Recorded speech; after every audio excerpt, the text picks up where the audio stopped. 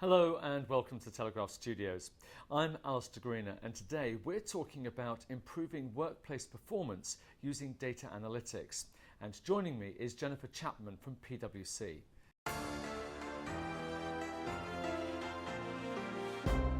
Good morning. Hi, Alistair. Now, we're used to using data for facts and figures, but can it really describe people? Yes, in short. Data can be used to describe people in the same way that it can be used to describe anything nebulous, like the weather. And actually, this isn't a new thing. We've been using data to understand people in a commercial or consumer world for rather a long time. If we think of the companies such as Amazon or John Lewis, who now can provide a reasonably personalised service, that's based on data they've collected on you over the years, trends they've identified about you and similar populations, and so on and so forth. It's really about taking those methods and applying them in a business environment.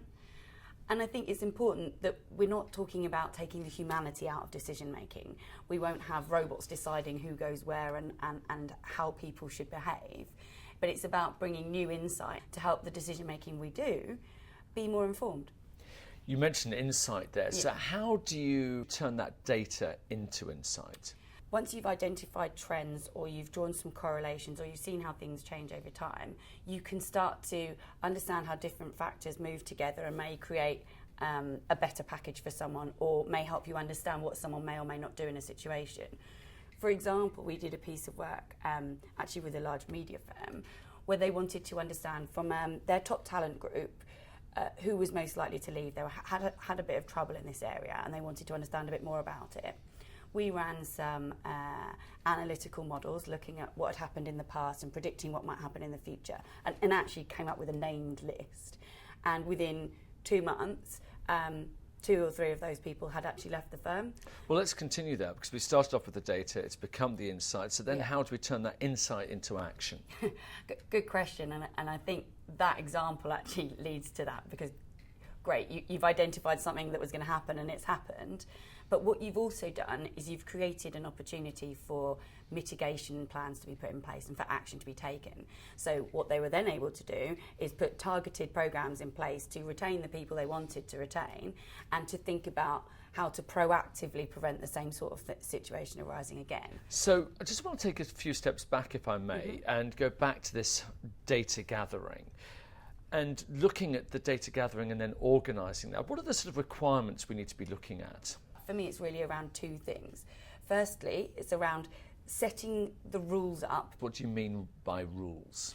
I guess, to put a very simple example on the table, someone might want to understand the relative performance of a sales team lead in one department versus another department. So the rules that need to be set up are things that govern when you can call someone a sales team's lead and what that really means, so that you can then understand the data that you've got in front of you. How many sales teams leads do I have? Where are they? How are they performing against each other, and so on and so forth? You mentioned there were 2 things. So the second thing is getting the governance in place to ensure that those rules remain working, but also are there processes around them that help people understand why they're doing it, help them understand the value that they're getting from it, and are there sponsors that are sort of easing the process going forward? Let's scroll forward a few years now. Where do you see the trends heading? Where do you think we might be with this model, say, in 5 years' time? So I think there's 2 parts, I think, around people analytics. Where will it be for HR functions and organisations in terms of executing, and where will it be in terms of business outcomes and what businesses are hoping to achieve? I think the trends around the growing complexity in workforces, so you're now going to be dealing with 5 generations at work. You've got millennials on the one hand, but you've got baby boomer generation who are still working at the back end of the population. Understanding how you can identify what works for each of those populations and effectively responding to them, you're going to require some kind of use of data and the analytics around it. I think also a lot of HR departments and companies have invested quite heavily in technology that will provide that data. So there'll be a desire and to some extent a need to find the return on that investment. On the sort of outcome end, I think the idea is that over time people will recognise that the power of the workforce can be far greater unlocked if we can understand and respond to employees' needs and also align them better with what the business is seeking to achieve. I think it's really about bringing some of the robustness, some of the evidence-driven approaches that we apply to managing other assets and liabilities to the workforce.